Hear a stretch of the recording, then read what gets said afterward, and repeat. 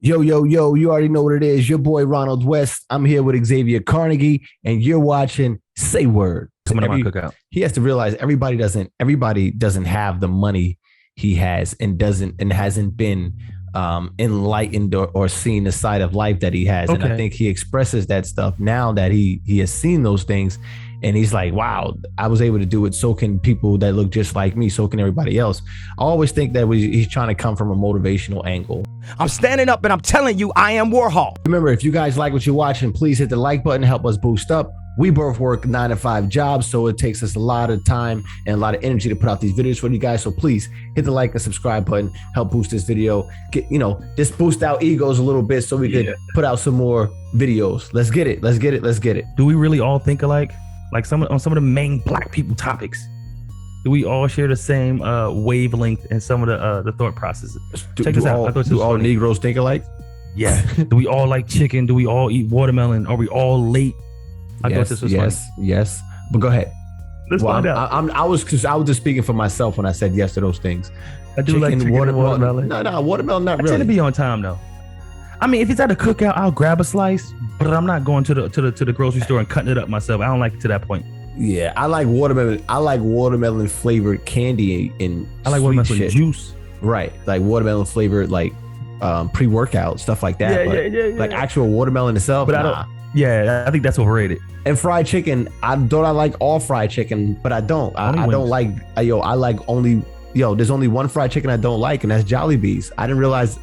Wow, Jollibee's is nasty. Oh my god, it's disgusting. It's disgusting. I don't think it's just for us. That's all it is. That's what it's not. The topic today is what? Do all black people think the same? Let's go. Let's find out. Well, let's figure out. Let's see what it is. I was surprised. Like, she don't not like fried chicken?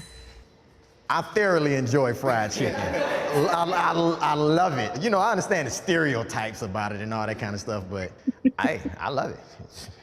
I just don't really like fried food. I'm not really a fan of chicken. I've never ate it, so. How is that possible? You never had fried chicken? I have had it. I don't enjoy it. I don't really eat fried foods. I try to eat pretty healthy, so.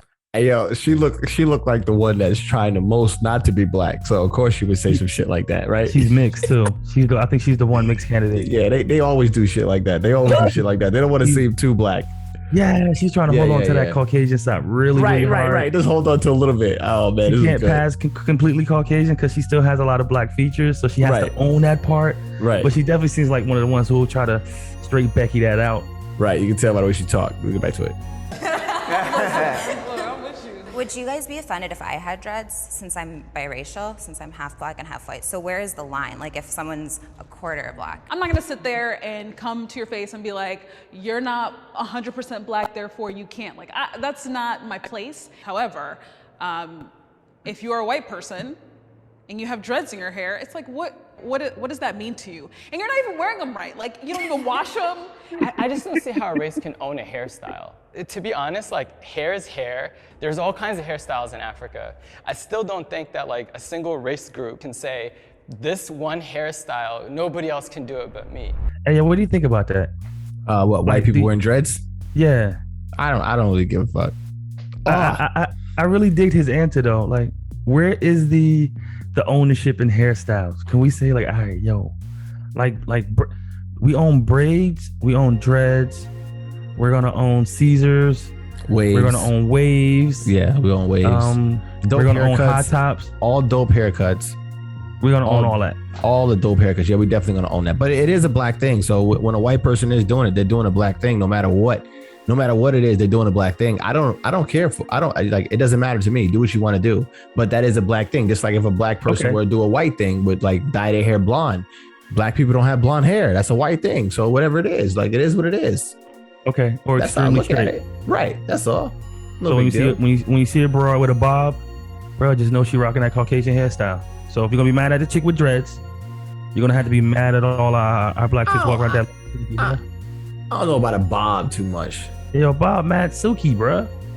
I should be flowing. Nah, but a black woman can have a bob. I don't know about a bob, but like so a bob doesn't classify. Nah, I think a bob classifies as Caucasian. Fine. I think a bob classifies as Caucasian. You let me know. I think it does. But all right. Well, comment below. You let me know. Does a bob classify as a Caucasian hairstyle for black women? Let us know below. I don't think he's fully understood. People like Kanye are creatives, and he uses like creative speech. And some people just take him at face value, or like kind of like the literal sense of what he's saying. And if you did that, every creative could be taken the wrong way.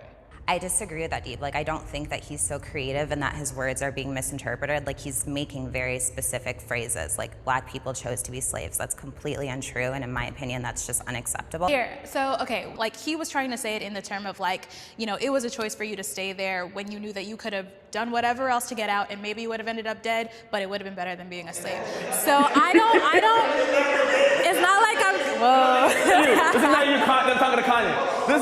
This negates the millions of people who did. Don't you believe that today there are people whose mindset they're corporate slaves, or they're people? But see, you gotta be careful with the language you use. Kanye's an artist, he's a lyricist. So you can't say stuff like that, because some people haven't learned their history yet. And some people don't know that it was millions and millions and millions of blacks who fought oppression, who fought slavery. But you're right in that he needs to be more conscious of his word choice, because there's not everybody who's gonna understand that. And that's why I say somebody as smart as Kanye, I think he's doing this for shock value and for money. And if he's doing that, he's setting people back. And that's why I can't rock with him on that. To say that I'm sorry for hurting, I'm sorry for the 1-2 effect of the MAGA hat into the slave comment. And I'm sorry for people who felt let down by that moment. And also, I appreciate you guys giving me the opportunity to talk to you about the way I was thinking and what I was going through and what led me, to that.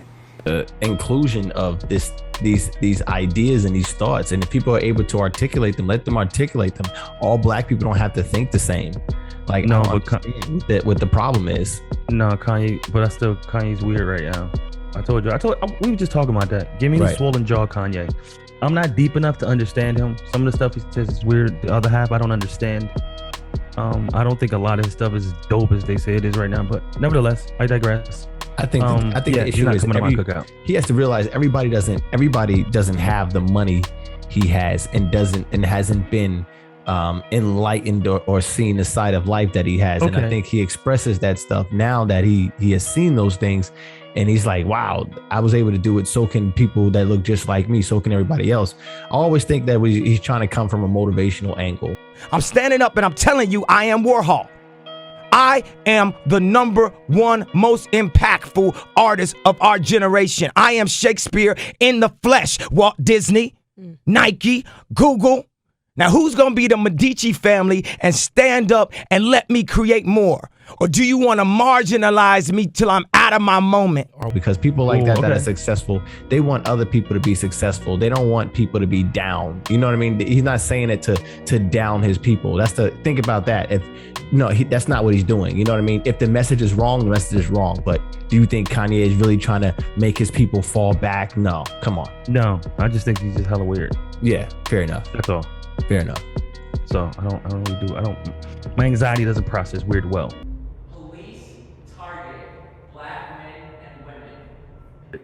It was created to monitor the minority in the group. Back in the day, it was the Irish, it was Italians, and so it's ingrained into the system of policing. And that's the problem. I think we have to reframe what policing is now. And until we do that, it will always be targeting people of color. I see it as like there's a little bit of a socio-economic piece to it. It's like kind of saying the SEC mostly prosecutes white people. Through like years of institutional racism, where there's poverty and there's communities that are kind of like have created this like perfect storm of issues, like whether it's legal issues, people robbing each other, selling drugs or whatnot.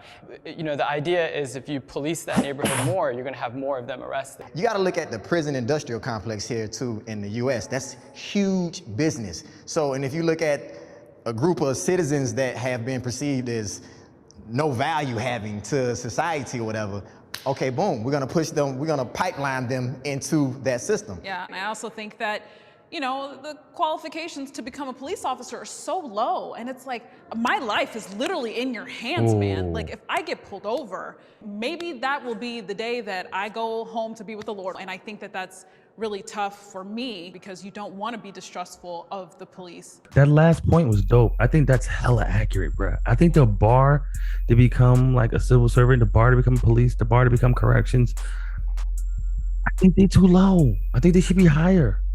If you're in charge with everyone's safety, I think or at least your level of proficiency needs to continue. Your level of training should never stop. I mean, it should be like almost military level of ongoing nonstop training of that. If you're asking them, because that's what you're asking them to provide on a civilian level. So if you're going to ask them to provide that type of service on a civilian level, I think that level of training should be so much higher. I think it definitely should be elite level training. If you're going to put people's lives in your hands. Right. And I think a lot of it is like, I think a lot of it is subliminal seduction. A lot of it is profiling, a lot of those things. And all of it is embedded in all of us, though. You know what I mean? If you're a cop in Short Hills, New Jersey, and if those of you who don't know Short Hills, New Jersey is a predominantly white area. And you're just driving around the street and you're patrolling and you see a black guy like myself with dreads walking around, you're going to patrol once or twice and see like, what's this guy doing in the area? So in that situation, you look more at a black guy, right? So that's in Short Hills, New Jersey. And like I said, that's a predominantly white area. But if you go into the hood and you patrol in the area, you see a black guy like myself with dreadlocks or whatever, you still watch out, for him, but not as much because you see a bunch of us. So you look for different things where there's more of an abstract version of a hood black person. You look more into that person. But like I said, you still profile at the end of the day, right?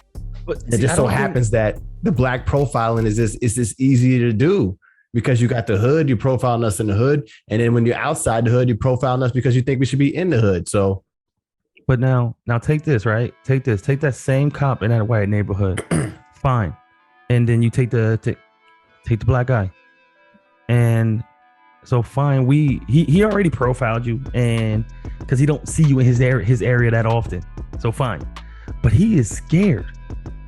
Like being black, you are the weapon. You already stronger, you already faster. You follow what I'm saying? You already more athletically. So I'm already at a default. So I'm already on guard and scared. And I don't have the hand skill to defend myself if I need be. So I'm already scared, hand on pistol, ready soon as I come to you. There's a movie that was out that Will Smith did with some other bot. I don't know what it was. It's some like alien looking people. I'm gonna pull it up on the screen right now. But yeah, in this movie, I thought all the alien people were black people. That's what I thought it looked at it as. Oh shit. Like how they looked at it as, damn, once they seen one of those people, they were so scared. And then like one of the alien people joined the police force. It was real cool to see. I remember that movie. Yeah. That was dope. So right, that's a good analogy, right? Because okay. So yeah, that's how I looked at it. If you haven't watched that movie, you should check that movie out. It's a really good movie, bro. Right. Yeah. Check that movie out, guys. Check that movie out. True. So I agree with what you were saying right there. I understand that completely, man. And I think that's the case in a lot of those shootings. I don't think like you got racist cops, but I don't think they're like literally going out like, yo, let me go kill all these black people. Like I don't legitimately think they're going out the door saying that. No, I don't think they're so. getting in these situations and they're scared to death. Part of their racism got them in that situation because they profiled you. Fine, but that's a given. Fine. Right. But it's the fear of you, which is what wound up causing him to be shot or causing these situations. Right. He gonna dip. He gonna hit me. It's fear. Guys, comment below. Tell us what you think about that. Xavier makes a good point. I agree with him completely. It makes sense. So tell me what you think about that. Like I said, I'm Ronald West. That's Xavier Carnegie. You watching Say Word. Peace. You ain't got the answer, Sway. Kanye. I've been doing this more than you.